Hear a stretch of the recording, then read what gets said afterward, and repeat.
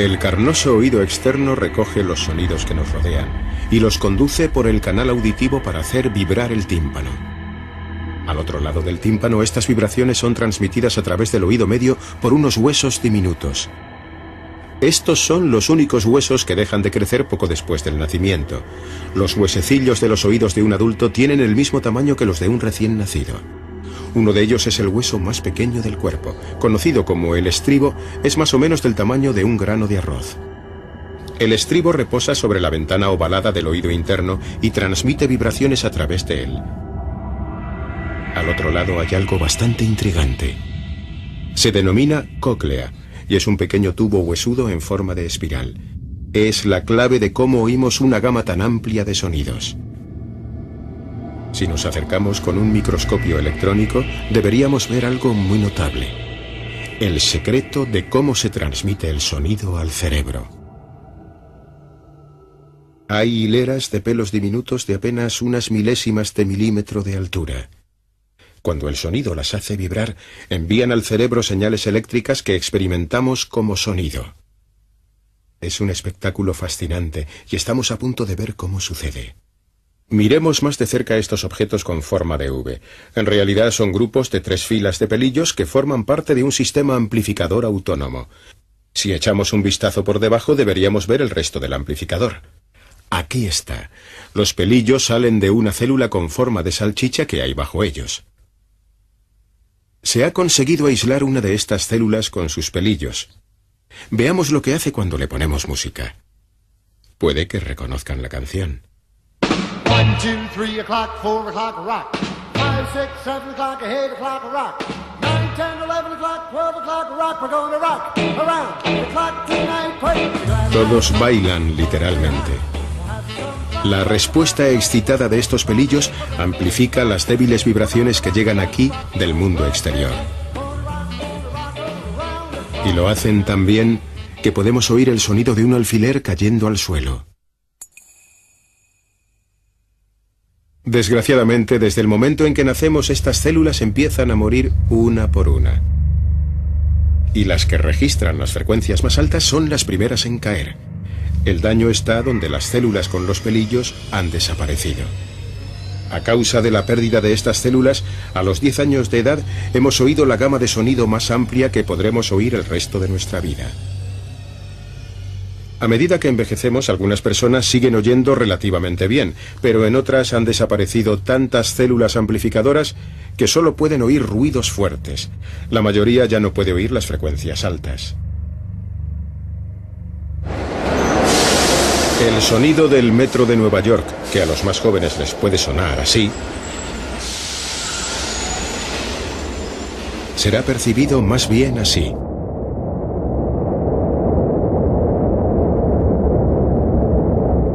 El mundo de Big Man. ¿Qué cosa es el ruido? Porque nuestro ruido es el que hacemos al tratar de responder preguntas como la tuya, Nico. Para una explicación detallada, creo que es importante que entendamos exactamente qué cosa es el ruido. El ruido es sonido. Y el sonido es algo vibrante. Como cuando hablamos o aplaudimos. Se crean vibraciones en el aire que nos rodea. Y esas vibraciones viajan hasta tu casa a velocidades de hasta 1200 kilómetros por hora. Esas vibraciones en turno vibran en su oído, que es exactamente como escuchas el sonido, Nico. Esto se llama osciloscopio. Pero no se asusten por el nombre. Lo importante es que pueden usar un osciloscopio para ver los patrones del sonido mientras los oyen. Probando, probando. 1, 2, 3. Pero no se necesita este equipo para ver el movimiento vibrante que su voz hace. ¡Tomen su lápiz! Esto es lo que necesitarán. Tijeras. Un globo. Córtalo. Cinta adhesiva. Pegamento. Un espejo ultra pequeñito. Una lata. Un abrelatas. Y una lámpara.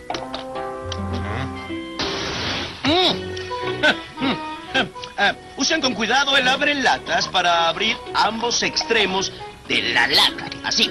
Entonces, tomen su globo cortado y estírenlo sobre un extremo de ella y asegúrenlo con cinta adhesiva. De este modo. Ahora, cuando hable a través de ella, el sonido de mi voz vibrará en el globo. No veo movimiento. Escuchen, para eso es este pequeño espejo, para ver el sonido. Tomen el pegamento y péguenlo al globo así. Péguenlo en la orilla, no en medio, o no trabajará. Don, esto es un desastre. ¿Por qué parece tan sencillo cuando él lo hace? Porque él tiene dedos. Oh, Y cerebro. sí. Observen, al hablar por la lata, el aire en su interior vibra, lo que provoca que el globo vibre, que a su vez hace que el espejo vibre. Ray, necesito una carta. Ja, ¡qué simpático! Ray, la intensidad de la luz, por favor. Gracias, Ray. Ray, alumbra mi vida. En realidad lo que ven son las vibraciones de mi voz en la carta. ¿Lo ven? Brrr. ¿Miren? ¡Sí! ¿Así que los sonidos son vibraciones que viajan en el aire? Sí y no. No solo han de viajar por aire, también pueden viajar por la madera. El sonido puede viajar por el agua.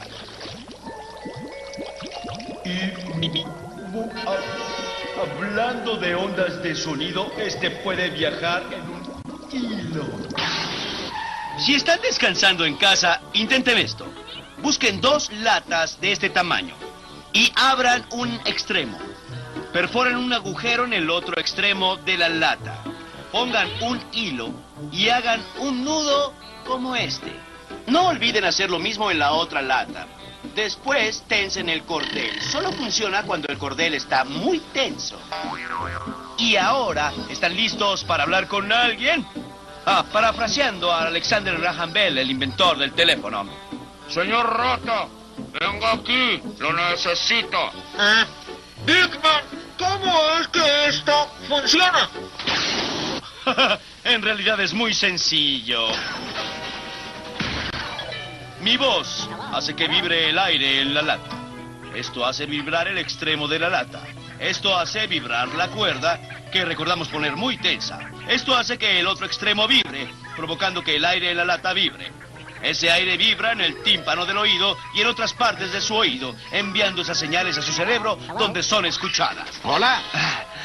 Así es como el sonido comenzó en mi voz, viajó por el cordel y terminó en su oído, aunque usted no lo crea. Oye, Big Man, te llaman por la lata. No, ¿quién podrá ser? Pensé que no había nadie al otro lado. Soy yo. Al hablar, el sonido de mi voz se escucha de forma clara e instantánea. Lo que no sabemos es que cuando hablamos se crea una perturbación del aire denominada vibración. Para que alguien escuche lo que digo, la vibración debe realizar un largo y complejo viaje a través del oído y dentro del cerebro. Sigamos el recorrido de la vibración según vamos explorando el sentido del oído. La porción externa del oído tiene forma hueca para recoger y canalizar las numerosas vibraciones que se producen a nuestro alrededor. Las vibraciones viajan a lo largo del conducto auditivo y colisionan con el tímpano, haciéndolo vibrar. Esta vibración produce el movimiento de 3 delicados huesos en el oído medio: martillo, yunque y estribo. Al moverse el hueso más pequeño, el estribo, pasará la vibración a través de la ventana oval en el oído interno. El oído interno se denomina laberinto porque tiene varias cámaras. Hay 2 fluidos en el oído interno, la endolinfa y la perilinfa. La endolinfa ayuda a mantener la orientación y equilibrio y la perilinfa se encarga de la recepción de las vibraciones. Cuando las vibraciones chocan con la perilinfa, se producen ondas de presión que equivalen a las del sonido. Las ondas de presión son las encargadas de transmitir las vibraciones a la parte más delicada y compleja del oído humano, la cóclea. La cóclea está revestida de hueso, con forma de caracol y contiene muchas células de pelo microscópico. Las ondas de presión hacen que los pelos se inclinen, activando los impulsos nerviosos que continúan hasta el nervio auditivo y a la corteza auditiva del cerebro. Es en la corteza auditiva donde se reconoce finalmente la vibración percibiéndose como un sonido. Es increíble que este largo proceso ocurra a diario una y otra vez, en fracciones de segundo. El sonido es una vibración de la materia que se transmite en forma de ondas longitudinales. La intensidad depende de la amplitud de onda que mide el movimiento de las moléculas de aire en la onda sonora. Cuanto mayor es, más intensamente golpean las moléculas el tímpano y más fuerte se oye el sonido. El tono o altura permite distinguir entre sonidos graves y agudos, dependiendo de la frecuencia de vibración. Un sonido es más agudo cuanto mayor es su frecuencia. A través del timbre se pueden distinguir dos notas iguales emitidas por instrumentos diferentes a partir de sus armónicos. Los armónicos son ondas simples, múltiplos de una frecuencia fundamental, que se superponen en el oído, provocando distintas sensaciones sonoras.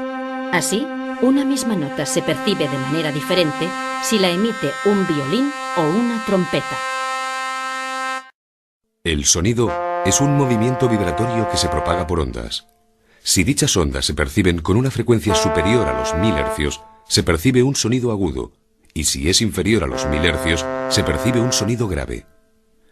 Pero si la fuente emisora está en movimiento, un sonido de frecuencia constante puede ser percibido más agudo o más grave según el movimiento existente entre el foco sonoro y el oyente. La explicación a este fenómeno se encuentra en el efecto Doppler. Cuando el foco emisor está en reposo, un observador quieto percibe la misma frecuencia que la emitida por la fuente emisora. Si el emisor se mueve hacia el oyente, el sonido parece más agudo porque el tiempo que percibe el observador entre un pico de la onda sonora y el siguiente se acorta, por lo tanto, la frecuencia es mayor. Si la fuente se aleja, el sonido percibido es más grave porque el número de ondas sonoras que llegan al oído por unidad de tiempo es menor. Cuando un coche sufre un aparatoso accidente,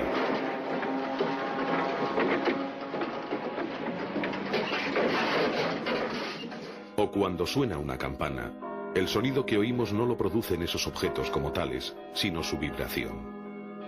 Estas vibraciones provocan perturbaciones en el aire que viajan hasta nuestros oídos y allí se transforman en la sensación del sonido tal y como nosotros la conocemos.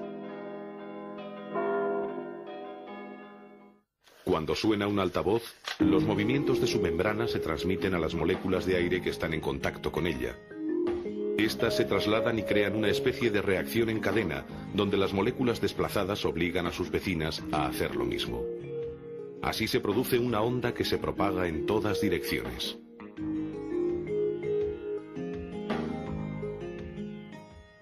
Si una superficie vibra con fuerza, el sonido es fuerte, es decir, tiene mayor intensidad.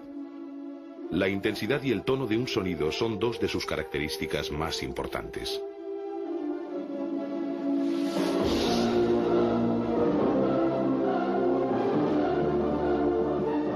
El tono depende de la frecuencia de la vibración. Si la frecuencia es alta, es decir, si la vibración es rápida, el sonido es agudo. Si la vibración es lenta, el sonido es grave. La frecuencia del sonido se mide en hercios. El ser humano puede captar una franja muy amplia de sonidos que va de 20 a unos 20.000 hercios. El zumbido de una abeja tiene unos 30 hercios, mientras que el de un mosquito ronda los 18.000. Otros animales pueden percibir sonidos que nosotros no podemos oír.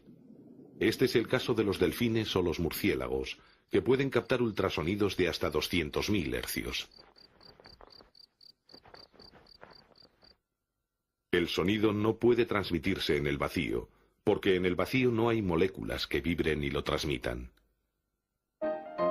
Pero siempre que haya un medio, el sonido, igual que otras ondas de energía, se desplaza en una línea recta. Además, se refleja después de chocar contra una superficie como una pared y puede pasar a través de aberturas como una ventana. Después se extiende en todas direcciones, lo que da la sensación de que los focos emisores son las aberturas. Sin embargo, el oído humano es tan preciso que por la pequeñísima diferencia en la recepción entre un oído y otro se puede precisar la procedencia de un sonido. El órgano del oído puede detectar una gran variedad de sonidos al mismo tiempo. En una fiesta podemos concentrarnos en lo que nos está diciendo la persona que tenemos enfrente, porque el cerebro selecciona los sonidos que nos interesan y descarta los demás. El oído es un órgano especialmente diseñado para captar las ondas sonoras con la mayor efectividad y trabaja las 24 horas del día, incluso cuando dormimos. Su estructura es compleja y delicada. Por eso se encuentra protegido por los huesos del cráneo. Está compuesto por 3 partes principales: el oído externo, el oído medio y el oído interno. La oreja tiene la función de localizar y captar los sonidos, que luego concentra en el conducto auditivo, de unos 2,5 centímetros de longitud. En este conducto el aire se calienta para adaptarse a la temperatura corporal. Está tapizado por pelos y glándulas que segregan cerumen y retienen las partículas y bacterias que podrían ser peligrosas. La onda sonora recogida por la oreja recorre el canal auditivo y choca contra el tímpano, una membrana con un espesor parecido al de una hoja de papel. Al recibir la onda, el tímpano comienza a vibrar y transmite su movimiento a los 3 huesecillos del oído medio: martillo, yunque y estribo.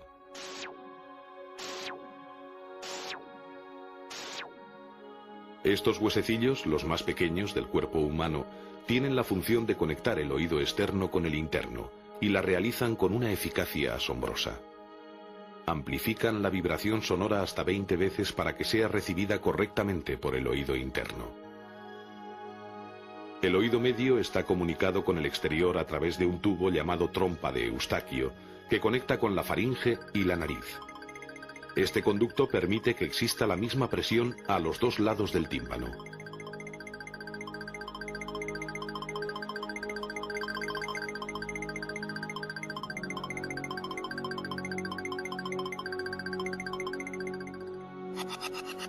El oído interno es un complejo sistema de canales óseos y tubos membranosos en forma de caracol rellenos de líquido, donde las ondas sonoras se transforman en estímulos nerviosos.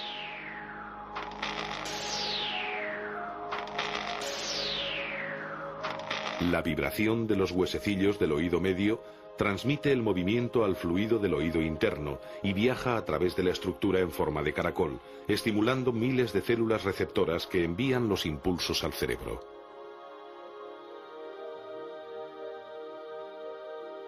Además del caracol, en el oído interno también están alojados los órganos del equilibrio y de la posición, indispensables para un ser que anda sobre 2 extremidades.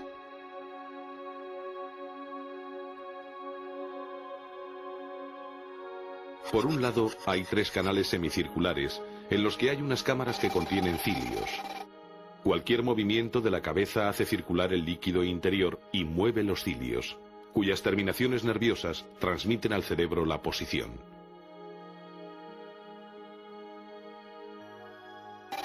Otras cámaras perciben los cambios de la posición respecto a la gravedad. También contienen cilios, rodeados de una sustancia gelatinosa. Cuando ésta se mueve, se estimulan los cilios que transmiten estímulos al cerebro. Allí toda esta información se integra con los informes visuales para controlar la posición corporal.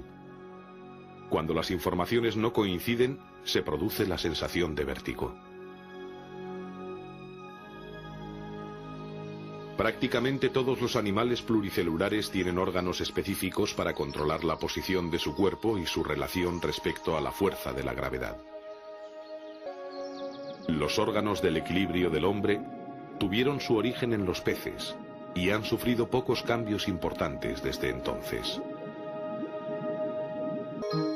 El oído humano es un instrumento asombroso y de una precisión extrema.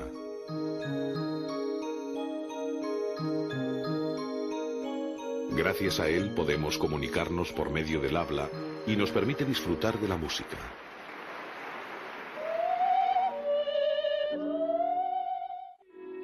El sonido puede influir en el temperamento humano de una manera extremadamente sutil. La música puede suavizar o excitar el ánimo y el ruido puede provocar desde el mal humor hasta la depresión grave. La intensidad del sonido se suele medir en decibelios.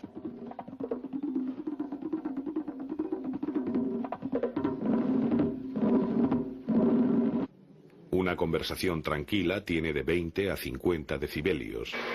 Un tren en marcha 90. A partir de los 100 decibelios el ruido es molesto. El despegue de un reactor o un concierto de rock producen entre 110 y 140 decibelios.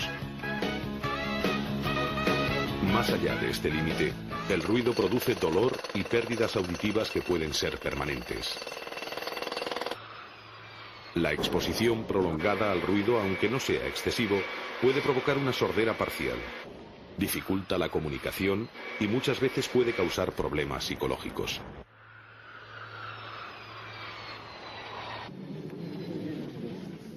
El ruido afecta al sueño, a la concentración y a la eficiencia. Muchos gobiernos han considerado ya el problema de la contaminación sonora y se toman medidas como la instalación de pantallas acústicas o la insonorización industrial y urbana, ya que se reconoce al ruido como uno de los inconvenientes ambientales más graves de la sociedad moderna.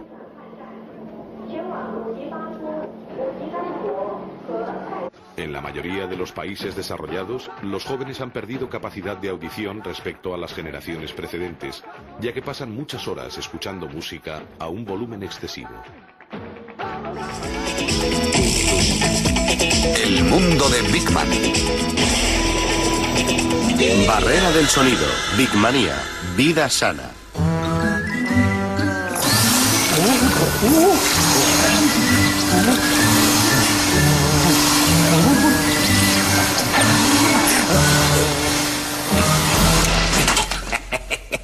Hoy me he levantado con una curiosidad de gato. Phoebe, tengo la impresión felina de que tienes una preguntilla para mí. ¡Oh! Aquí hay una interesante. Veamos. Es de María José Castro de Madrid. María José quiere saber, cuando un avión rompe la barrera del sonido, ¿por qué hace ruido? Mi respuesta, alunias y en cantidad. Si vas a volar así de rápido, necesitas un motor grande y mucha gasolina. Y Lester tiene que saberlo. ¿Se pasa el día haciendo temblar las ventanas? Segundo match. Una pregunta muy peliaguda. Y para contestar antes tenemos que ver lo que es la barrera del sonido y cómo se rompe. Y si la rompes, ¿quién va a pagar por arreglarla? No, Lester. La barrera del sonido no es una cosa, es una idea. Durante mucho tiempo se pensó que no se podía ir más deprisa que la velocidad del sonido. ¿El sonido tiene velocidad? ¡Absolutamente sí! Al nivel del mar, a 59 grados Fahrenheit, el sonido viaja por el aire a un poco menos de 761 millas por hora. O 1.218 kilómetros por hora. Escucha, Big Man, comedor de nécoras. La idea de que el sonido tiene velocidad es, bueno, súper estimulante, pero requiere, a mi entender, muchas más pruebas. Si son pruebas lo que quieres, no te preocupes, tendrás pruebas. Pero antes, vamos a celebrar el 4 de julio.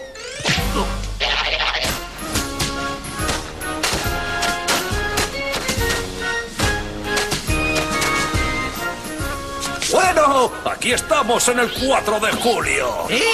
Gracias por traer un cubo lleno de aves. Me pondré morado. Oh, vale. ¿Qué tiene que ver el 4 de julio en esta historia? Mirad y escuchad.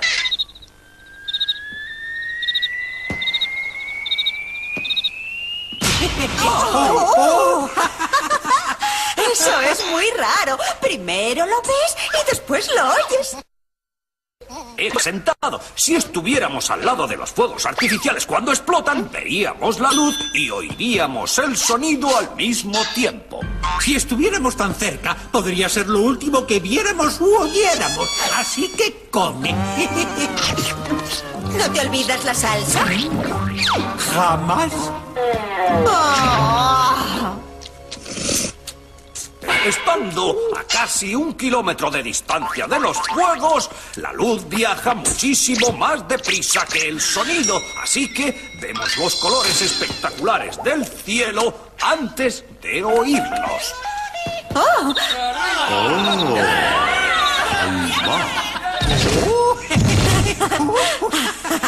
Entonces el sonido tiene velocidad. ¡Bada-boom! Ahí lo tienes. Vale, Big Man. Ahora sabemos que el sonido tiene velocidad, pero seguimos sin saber por qué un avión hace boom cuando viaja más deprisa que el sonido. Eso es fácil. Rey, ¿me pasas el estercopio, s'il vous plaît? Primero despega el avión. Se sirven aperitivos. Y justo cuando está a punto de empezar Liberada Willy 17, la de una ballena asesina que tiene problemas matrimoniales, el avión cruza la barrera del sonido y rompe dicha barrera del sonido. Y el sonido que oís es el ruido del sonido de la barrera al romperse. Y ahí tenéis una explicación agradable y concisa, bien preparada a la plancha y con tomate. Pero Lester, es completamente falsa. ¿No he dicho que no lo fuera? Rey, pásame el falsoscopio. Cuando un avión está en tierra, el sonido de sus motores viaja en todas direcciones. A medida que avanza hacia adelante, las ondas del sonido de delante se agrupan juntas. Cuando adquiere más velocidad, empieza a alcanzar las ondas del sonido. Pero cuando el avión viaja más deprisa que la velocidad del sonido, las ondas del sonido coinciden y en lugar de llegarte de una en una, te llegan en grupo, creando una onda de sonido monstruosa, una onda expansiva que oímos como un boom. Big Man, eso ha sido fascinante. Me ha faltado esto para quedarme despierto. Y atención, el boom sónico no ocurre solo en el momento en que el avión rompe la barrera del sonido. El boom sónico sigue al avión todo el tiempo que este viaja más deprisa que el sonido. Pero solo lo oímos cuando el Big Bang nos alcanza. ¡Wow! Debe de haber mucho ruido en ese avión. No. Si vas en el avión, no oyes el boom sónico para nada. ¿Y sabes por qué demonios no lo oyes? Esto es genial. Es porque... Vas más deprisa que la velocidad del sonido y el ruido del boom no puede alcanzarte. Bueno, en una palabra... Sí.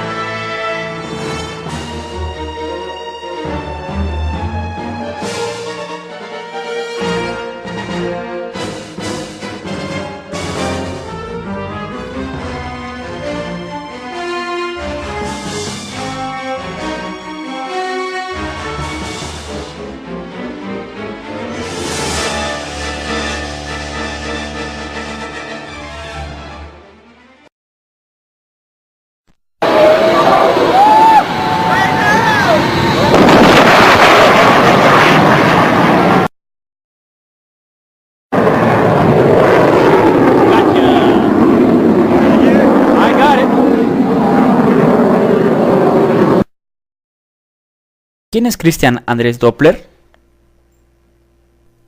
Christian Andrés Doppler nació el 29 de noviembre de 1803.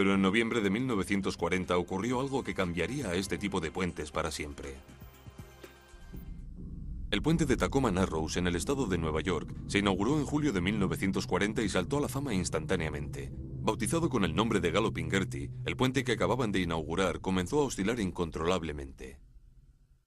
Hace que se me erice el pelo de la nuca solo con pensarlo, porque no apetece nada ir allí. Es algo realmente horrible. El 7 de noviembre de 1940, Galloping Gertie se desmoronó. Para los diseñadores nada volvería a ser igual. El desmoronamiento del puente de Tacoma Narrows fue un toque de diana para los diseñadores de puentes colgantes. Por procurar la esbeltez, habían subestimado la fuerza del viento. El misterio estaba en el hecho de que el puente Tacoma había sido diseñado para resistir vientos de 200 km por hora. Sin embargo, la velocidad del viento el día 7 de noviembre de 1940 era de solo 65 km por hora. La clave para desentrañar el misterio se encontraría en un fenómeno llamado frecuencia natural. La frecuencia natural es algo que le resultará muy familiar a cualquier persona a la que le guste la música. Es la nota que emite algo. Si pulsas la cuerda de una guitarra o de un violín, oyes una nota que tiene una frecuencia concreta. Y ocurre lo mismo con los puentes. Aquí tenemos 3 estructuras. Cada una de ellas tiene una frecuencia natural distinta. La frecuencia natural es la frecuencia a la que quiere vibrar si la pulsas. Y aquí tenemos una frecuencia natural muy lenta. Aquí tenemos una muy rápida y aquí una intermedia. En esta prueba, la frecuencia natural del puente de Tacoma Narrows es más semejante a la lenta. Cuando los vientos impactan sobre un puente, crean muchos torbellinos llamados vórtices. Los problemas empiezan cuando dichos vórtices tienen la misma frecuencia natural que el puente. Eso se llama resonancia. Si ahora sacudo el soporte de estos 3 puentes, si lo hago muy lentamente, con un movimiento lento, con la frecuencia natural del más lento, como pueden ver, el más lento y más grande empieza a responder y consigo una enorme amplificación casi sin hacer nada. Si lo hacemos a una velocidad intermedia, el del medio se dispara y los otros 2 se detienen. Y si lo hago realmente rápido, es el pequeño el que se dispara